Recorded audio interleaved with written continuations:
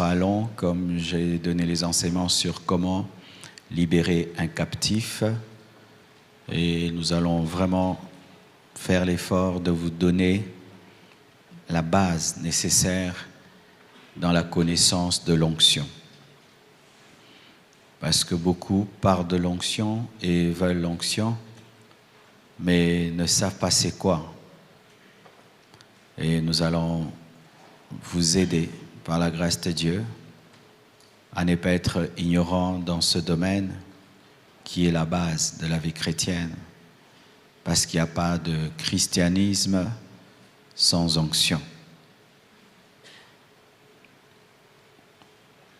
Aujourd'hui, dans ce thème, comment libérer l'onction, je vais parler que sur libérer. C'est quoi qu'on dit libérer l'onction? Et vendredi prochain, je vais maintenant définir c'est quoi l'onction. Et ensuite, je parlerai d'autres choses sur comment vraiment libérer l'onction, les attitudes qui attirent l'onction, comment tu peux communiquer l'onction, comment tu peux croître dans l'onction, comment tu peux découvrir ton onction. Il y a tellement de choses à dire. Le Seigneur, alors que je venais ici, m'a dit que ceux qui sont venus avec une décision, avec un désir ardent depuis leur maison, depuis leur lieu de travail, d'études, seront touchés par lui. Et c'est un secret pour être touché par Dieu lorsqu'on vient dans une réunion. C'est que tu dois venir avec un but, avec une soif, un désir ardent. Dans la foule de Jésus-Christ,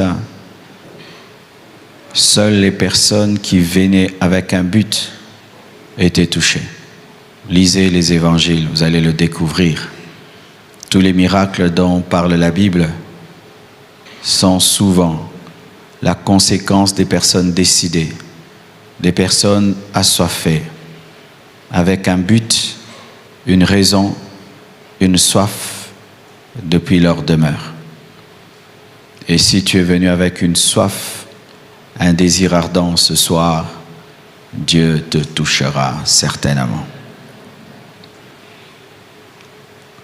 Comment libérer l'onction? Qu'est-ce que libérer l'onction? Quand on dit libérer l'onction, c'est quoi? Romains 1, verset 11 nous dit « Car je désire vous voir pour vous communiquer quelques dons spirituels afin que vous soyez affermis. » Paul désirait voir les Romains pour leur communiquer quelques dons,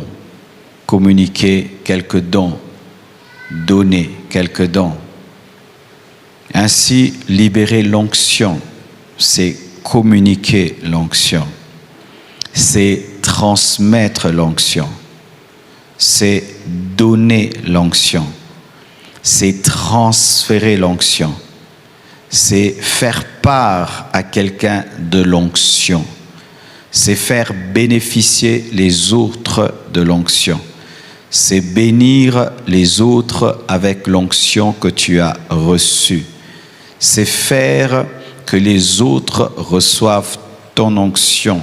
C'est faire entrer les autres dans l'onction. C'est ça quand on dit libérer l'onction. Ce n'est pas mystique, ce n'est pas quelque chose d'incompréhensible. C'est pas que l'onction est prisonnière et puis il faut délivrer l'onction, mais c'est une manière de dire communiquer l'onction, transmettre l'onction, donner l'onction, transférer l'onction, faire part de l'onction, faire bénéficier les autres de l'onction. C'est bénir les autres avec l'onction, comme là je suis en train de libérer l'onction. Car je vous bénis avec mon onction d'enseignement. Alléluia. C'est faire que les autres reçoivent l'onction, c'est faire entrer les autres dans l'onction. Voici quelques exemples de transmission de l'onction. Nous voyons Jésus qui souffle sur les disciples dans Jean 20, verset 22. Nous sommes à l'étude biblique. Jean 20, 22, un exemple de transfert d'onction, de libération de l'onction. La Bible dit, après ces paroles, il souffla sur eux et leur dit, recevez l'Esprit. Il souffla sur eux et il dit, recevez l'Esprit. C'est un exemple de libération de l'onction. Un autre exemple de la libération de l'onction, c'est Moïse avec Josué. Dans Deutéronome 34, verset 9, la Bible dit, Josué, fils de Nun, était rempli de l'esprit de sagesse, car Moïse avait imposé ses mains sur lui. Les enfants d'Israël lui obéirent et se conformèrent aux ordres que l'Éternel avait donnés à Moïse. Lorsque Josué devait remplacer Moïse, et pour que Israël obéisse à Josué comme il obéissait à Moïse, la Bible nous dit que Moïse avait imposé les mains à Josué, et quand il lui a imposé les mains, l'esprit de sagesse qui était sur lui est venu également sur Josué, de sorte qu'on obéissait à Josué comme on obéissait à Moïse. Nous voyons là un transfert d'une onction d'autorité et de sagesse. Aussi l'exemple que nous connaissons souvent, Élie et Élisée. L'exemple d'Élisée qui a désiré recevoir le double de l'onction qui était sur Élie dans 2 Rois 2, versets 12 à 15. La Bible dit ceci, Élisée regardait et criait, mon père, char d'Israël et sa cavalerie. Et il ne le vit plus. Saisissant alors ses vêtements, il les déchira en 2 morceaux. Élisée n'avait pas déchiré le manteau d'Élie, il avait déchiré son vêtement pour avoir le manteau d'Élie. Mais il a déchiré parce qu'il avait demandé le double. Donc il fallait qu'il soit déchiré pour recevoir le double. Amen. Car le déchirement de son manteau était le déchirement de son cœur. Il a, par cet acte prophétique, révélé qu'il désirait le double du manteau qui était tombé. C'est pourquoi il déchira le sien. Et quand tu déchires le manteau, tu as 2 manteaux en main pour révéler que lui voulait le double du manteau d'Élie qui était tombé. Amen. Et il releva le manteau d'Élie qu'Élie avait laissé tomber, puis il retourna et s'arrêta au bord du Jourdain. Il prit le manteau qu'Élie avait laissé tomber et il en frappa les eaux et dit, où est l'Éternel, le Dieu d'Élie? Lui aussi, il frappa les eaux qui se partagèrent çà et là, et Élisée passa. Les fils des prophètes qui étaient à Jéricho vis-à-vis, l'ayant vu dire, l'esprit d'Élie repose sur Élisée. Et ils allèrent à sa rencontre et se prosternèrent contre terre devant lui pour reconnaître qu'ils avaient vu sur lui l'onction qui était sur son père spirituel. Nous voyons là encore un transfert. Vous allez voir, pour Moïse et Josué, c'est l'imposition de main. Pour les disciples, Jésus a soufflé. Et là, pour Élie et Élisée, il n'y a pas d'imposition de main, il n'y a pas de souffle, il y a seulement une condition à respecter et l'onction est donnée. Pour dire que dans le domaine spirituel, il ne faut pas tomber dans des mécanismes, il faut être spirituel. Amen. Pour celui-ci, c'est l'imposition de main. Il y a des gens, tu vas lui dire, qui t'a imposé les mains pour que tu aies l'onction? Personne ne lui a imposé les mains pour qu'il ait l'onction, mais il a l'onction de Dieu. Amen. Parce que souvent, nous avons l'habitude d'établir des lois dans le domaine spirituel, car c'est l'esprit de l'homme. Nous sommes souvent religieux. Nous aimons souvent ajouter des règles à tout ce que nous faisons. Et là, nous voyons que pour Élysée, c'est une condition. Si tu me vois pendant que je monte, tu recevras l'onction. Et il le regarde et il reçoit l'onction. Mais pour Josué et Moïse, c'est l'imposition des mains. Pour Jésus-Christ et les disciples, il a soufflé sur eux et après il leur a dit d'attendre dans une chambre haute. Et c'est alors qu'ils ont encore reçu un revêtement. Et là encore, Jésus n'avait pas imposé les mains aux apôtres. Donc il y a plusieurs manières de recevoir l'onction. Encore Samuel et Saoul, dans 1 Samuel 10, verset 1, la Bible nous dit, Samuel prit une fiole d'huile qu'il répandit sur la tête de Saoul. Il le baisa et dit, l'Éternel ne t'a-t-il pas oint pour que tu sois le chef de son héritage? Là, il n'y a pas d'imposition de main, il n'y a pas de souffle, il n'y a pas de manteau, mais il y a seulement une huile qui est dans une fiole, qui est répandue sur un homme et directement, il devient roi. Amen. Là, c'est l'huile. Mais dans la nouvelle alliance, pour ma part, je ne crois pas qu'on puisse faire des consécrations par l'huile. Je le faisais il y a longtemps, mais plus tu grandis dans la connaissance de la parole, tu veilles à être biblique. Et nulle part dans la nouvelle alliance, nous voyons les apôtres consacrer un serviteur de Dieu par l'huile d'olive. Nous voyons seulement la guérison par l'huile. Là, Jacques dit de guérir les malades par l'onction d'huile, mais ce qui est de consacrer un homme de Dieu par l'huile dans le Nouveau Testament, il n'y a pas de verset biblique pour cela. Amen. Mais il y a des hommes de Dieu qui le font. Je ne vais pas dire que c'est démoniaque, c'est satanique, mais tous les versets qu'ils peuvent donner sont dans l'ancienne alliance. Mais dans la nouvelle alliance, l'ombre qui est l'huile est remplacée par l'esprit. Et ainsi, je ne trouve pas que c'est important dans la nouvelle alliance de oindre lorsqu'on oint un homme de Dieu, parce que lorsque on a libéré Paul, on lui a imposé les mains, c'est tout. Il n'y a pas eu des onctions d'huile. Dans la nouvelle alliance, l'onction d'huile, c'est pour guérir les malades, pas pour oindre les portes, protéger nos maisons, consacrer nos voitures et tout le reste. Ça, c'est nous qui exagérons. Amen. Mais s'il faut être biblique, scripturaire, il n'y a point de verset biblique dans la nouvelle alliance pour consacrer quelqu'un avec l'huile d'onction. Et aussi, nous voyons lorsque Saoul est mort, on remplace Saoul par David. Et dans 1 Samuel 16, versets 12 à 13, la Bible dit, Isaïe l'envoya chercher. Or, il était blond, avec des beaux yeux et une belle figure.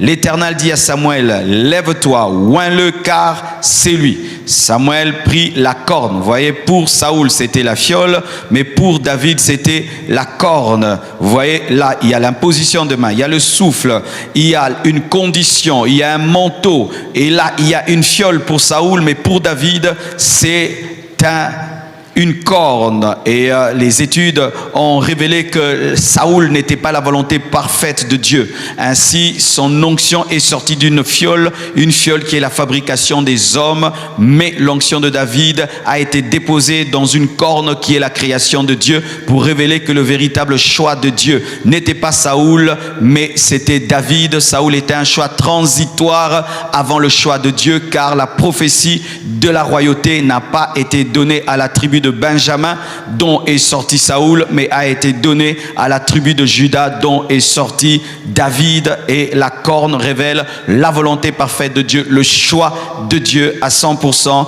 Et Saoul, c'était la volonté permissive, car Dieu a donné Saoul pour punir le peuple lorsqu'il a refusé la théocratie, désirant avoir des rois comme les autres, alors qu'Israël avait comme roi l'Éternel.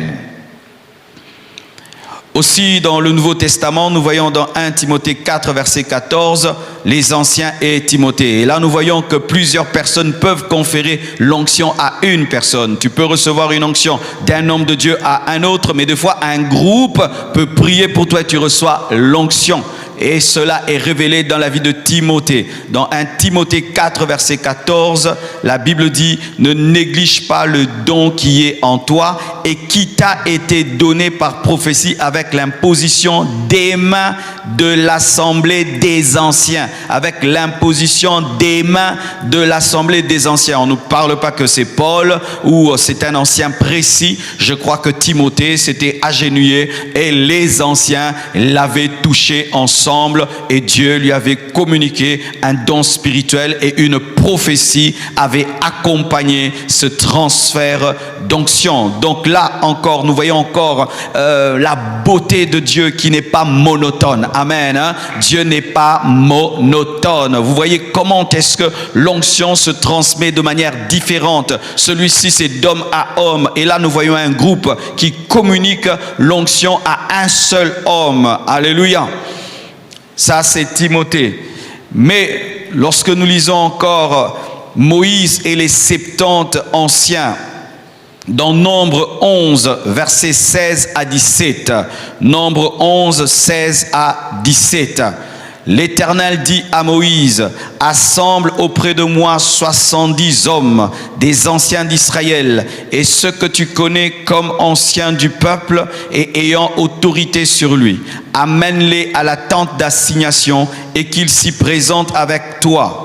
Je descendrai et là je te parlerai, je prendrai de l'esprit qui est sur toi et je le mettrai sur eux afin qu'ils portent avec toi la charge du peuple et que tu ne la portes pas toi seul. Là maintenant nous voyons un homme qui transfère l'onction à 70 personnes. Mais avec Timothée nous voyons plusieurs hommes qui transfèrent l'onction à une personne. Toujours la diversité de Dieu. Mais là nous voyons que Moïse n'a pas imposé les mains aux anciens comme il avait imposé les mains à Josué. Là seulement il se présente devant l'Éternel avec ses anciens et Dieu maintenant prend de l'onction qui est sur Moïse et répand sur les 70 anciens. Leur condition c'était quoi? Être autour de Moïse et porter le fardeau de Moïse pour recevoir l'onction de Moïse. Alléluia. Le transfert par la compagnie et par la collaboration. Tu peux seulement travailler avec un homme de Dieu, il ne t'impose pas les mains, son onction vient sur toi. Amen. Tu peux être souvent avec un homme de Dieu, il ne prie pas pour toi, il ne t'impose pas les mains, l'onction qui est sur lui vient sur toi. Moïse n'avait pas prié pour eux, ils sont venus devant Dieu avec lui et ils sont venus pour le soutenir dans sa vision et l'onction qui était sur lui est allée sur eux. Ce qui fait que vous allez remarquer des fidèles qui viennent dans une église, même si les pasteurs n'ont jamais prié pour eux, vous allez voir, ils parlent comme lui, ils font des choses comme lui, parce qu'ils viennent devant Dieu avec lui. Alléluia. Et j'en parle souvent, David est allé se cacher dans des cavernes lorsque Saoul voulait le tuer. Et on ne nous dit pas qu'il a imposé les mains à ses vaillants. Mais lorsque tu commences à étudier les vaillants de David, ils ont commencé à faire des choses extraordinaires comme lui. Ils sont devenus des tueurs de géants. David a tué Goliath. Et eux, il y a eu parmi eux des gens qui étaient capables de prendre une seule lance, de lancer comme ça et ça a tué 300 personnes. Ils ont tué des géants. Certains même ont tué 2, mais sans qu'ils n'imposent les mains. Mais parce qu'ils étaient avec lui, il y a eu transfert par la contamination. Alléluia. Alléluia. Ce qui fait, mon frère, que tu as déjà mon onction. Alléluia. Je vais expliquer tout ça aujourd'hui. Alors, j'aimerais vraiment, avant que j'entre en profondeur, que vous compreniez cela, qu'il y a plusieurs manières de transférer l'onction, il y a plusieurs manières de recevoir l'onction. Celui-ci va jeûner et Dieu le oint là-bas dans son jeûne. Un autre, il jeûne pas. Un homme de Dieu le touche et il reçoit une forte onction. Un homme de Dieu ne le touche pas. Il écoute seulement beaucoup un homme de Dieu, même par les vidéos, les prédications. Et l'onction quitte les vidéos, entre dans sa vie. Amen. Hein? Moi, j'aimerais vous dire que ma manière de prêcher a été transformée, pas par une imposition des mains, rien qu'en écoutant. J'écoute, et je vois le même esprit qui anime la personne que j'aime. J'aime sa manière et je vois le même esprit, car c'est l'esprit de mon Père, venir et se manifester dans ma vie. Et la personne ne me connaît pas, mais j'ai aimé sa manière de prêcher, d'introduire, de parler, d'insister sur les révélations. J'ai dit, ça, je le veux, et Dieu me l'a donné. Amen. Ce qui fait qu'il ne faut pas tomber dans le piège de vouloir que Dieu te oigne comme il a oint Élisée, car toi tu n'auras pas besoin de manteau. Amen. Lorsque Osborne est venu ici, on n'a pas compris la manière dont Dieu l'utilisait. Il est venu et alors qu'il entrait, c'était je crois au centenaire pour apporter la parole, il portait souvent une écharpe lorsqu'il prêchait et quand il montait, Tout d'un coup, son écharpe avait disparu. Osborne s'est tenu à la chair et il a dit, je ne commence pas de prêcher si vous ne me rendez pas mon écharpe. Voyez, nous pensions qu'il opérait comme Bénigne. Tu vois, Bénigne, il prend la veste, il tape les gens. Mais lui, il n'opère pas par la veste, il opère par la parole. Et il fallait qu'on lui rende. Et on a rendu, c'est alors qu'il a prêché. Et lui, dans son onction, les gens ne tombent pas, mais les paralytiques marchent, les aveugles voient, mais personne ne tombe. Son onction opérait dans le silence doux et léger. Car vous voyez, lorsque la Bible dit que Dieu s'est révélé à Élie et il n'était pas dans le feu, il n'était pas dans le tremblement, il n'était pas dans le quoi encore, dans le feu, tremblement et dans le souffle, dans le vent, mais il était dans un murmure doux et léger. Ce n'est pas que Dieu ne se manifeste pas dans le feu, ne se manifeste pas dans le vent, ne se manifeste pas dans le tremblement. Mais ce jour-là, Dieu a décidé de se manifester dans le silence, mais ce n'est pas qu'il n'est pas dans le feu. Ce jour-là, il s'est révélé dans le silence. Amen. Hein? Mais il peut se révéler autrement. Alors ça fait quoi? Un jour, tu peux être en contact avec un ministère qui se manifeste dans le feu et un jour tu rencontres un ministère qui se manifeste dans le silence et tu veux que ce ministère-là opère dans le feu alors que lui opère dans le silence. T'as pas compris. Amen. Hein?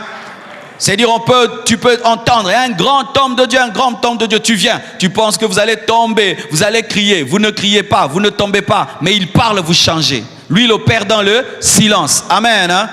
C'est ainsi que vous voyez par exemple l'homme de Dieu Oyedepo. Il n'a pas des manifestations terribles. Lui, il parle par la foi et les choses arrivent. Tu ne vas pas lui demander de faire tomber les gens comme Bénigne. Et maintenant, ça peut se faire que toi, Dieu t'appelle au feu, tu veux le vent. L'autre Dieu l'appelle au vent, il veut le murmure doux et léger. Tu dois savoir quel est ton appel et comment ton onction fonctionne. Alléluia. Même quand tu te connectes à d'autres ministères, tu dois garder ta particularité. Amen. Hein? J'ai des amis serviteurs de Dieu. Dieu les utilise d'une manière et d'une autre et Dieu m'utilise à ma manière et je dois rester moi-même car la connexion ne doit pas te dévaloriser ni te diminuer, mais au contraire doit renforcer ce que tu es. Alléluia, par ta différence. Vous comprenez ça? Alors vous voyez, Élie et Élisée, c'est une condition. Donc des fois, tu peux être oint par une condition. Une condition, tu n'obéis pas à la condition, tu n'es pas oint. Tu n'obéis pas. Oh, tu travailles à côté d'un homme de Dieu, il te dit, toi, pour que Dieu te bénisse dans ton appel et tout le reste, tu dois faire ça. Tu ne fais pas ça, même si tu jeûnes, tu pries comment? Tu n'auras pas l'onction, tu n'auras pas. Et Élisée pouvait dire, ce vieillard est compliqué, il me fait traverser des eaux et tout le reste, je vais aller jeûner 70 jours et Dieu me oindra. Dieu n'allait pas le oindre parce que l'onction n'était pas dans le jeûne, l'onction était dans la condition. Amen, hein? Il devait être loyal, il devait suivre. La loyauté donne l'onction, la loyauté donne l'onction. Où il y a des gens seulement, ils enlèvent les chaussures des hommes de Dieu. Ils t'en sac, ils portent et tout. Et puis il se retrouve, il est oint. Quand est-ce qu'il était oint? Il était oint en suivant Élie. Il était oint en lavant les pieds, en lavant les mains. Il a été oint, il a été oint. Mes frères et sœurs, pensez-vous que quelqu'un peut travailler dans la maison d'un féticheur sans attraper des démons?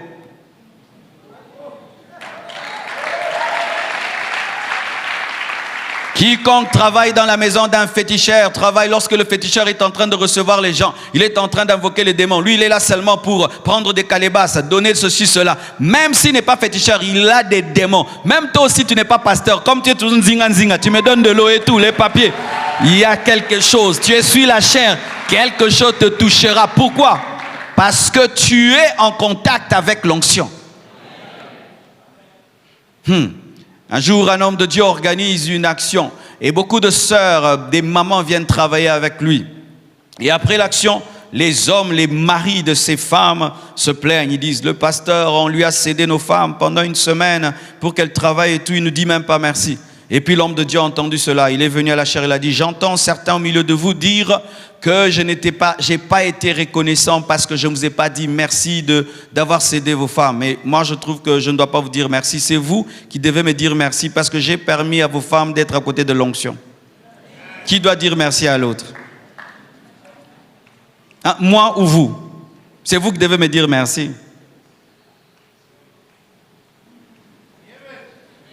Regardez, lorsqu'un jeune homme veut apprendre à arranger les voitures, qu'est-ce qu'il fait? Il travaille gratuitement auprès d'un mécanicien jusqu'à ce qu'il apprenne la mécanique. Qui dit à l'autre merci?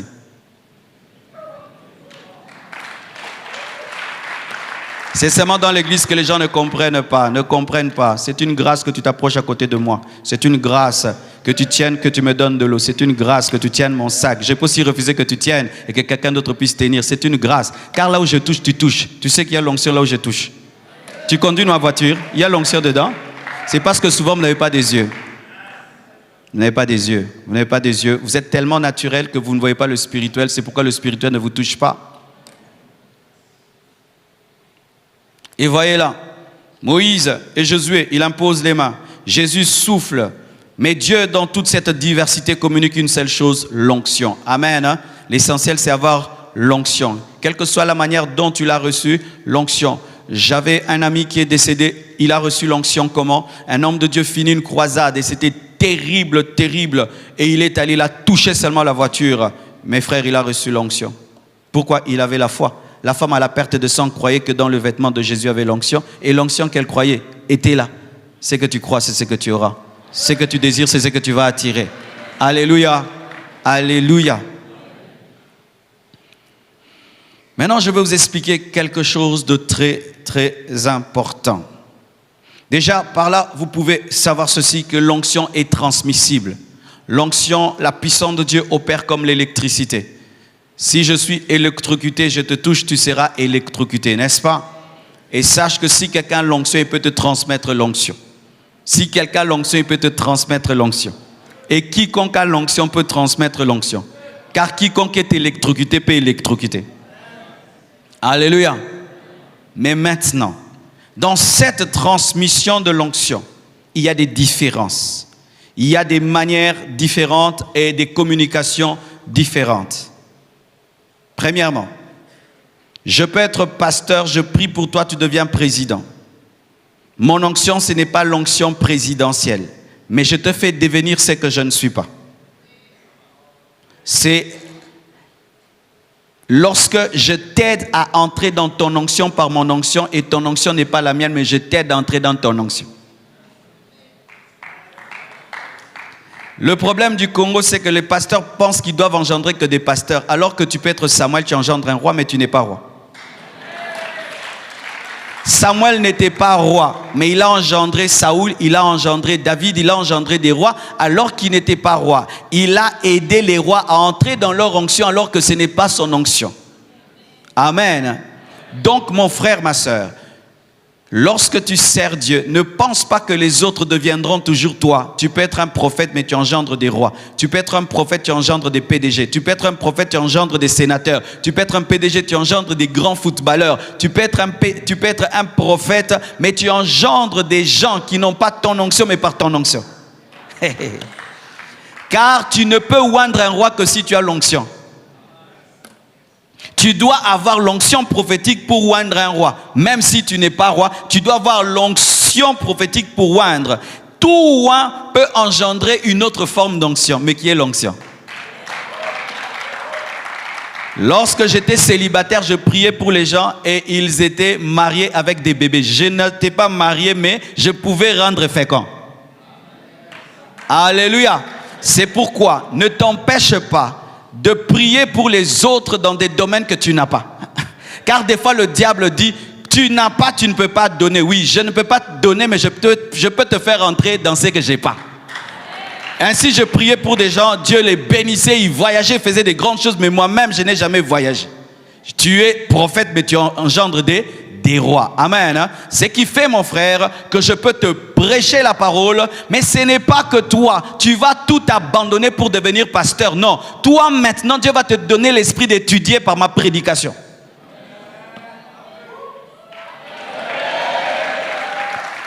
J'aime l'histoire du pasteur Marcelo, je dois devenir lui. Oh, j'aime Samuel, je dois devenir prophète, alors que Dieu n'a pas besoin d'un prophète parce qu'il a déjà un prophète, il a besoin d'un roi. Car lorsque Goliath paraît, ce n'est pas un prophète qui le tue, c'est un roi qui le tue. C'est pourquoi Goliath tabasse les gens, parce qu'il y a des David qui sont devenus des prophètes alors qu'ils devaient être rois pour devenir aussi un prophète. Vous voyez le problème des églises? Ici, il y a des gens qui devaient être des PDG de ceci. Vous tous voulez être des pasteurs, des pasteurs. C'est pourquoi la construction ne finit pas. Donne-moi l'amen. Qui vous dit que vous tous devez être des prédicateurs? Qui vous dit que vous tous devez être des pasteurs? Non, le Congo devient pauvre à cause de cela. On a des Samuel qui n'engendrent que des Samuel et des prophètes, alors qu'il faut que les Samuel engendrent aussi des rois. Des rois. Je veux engendrer des rois, je veux engendrer des rois, je veux engendrer des rois, je veux engendrer des rois, je veux engendrer des rois.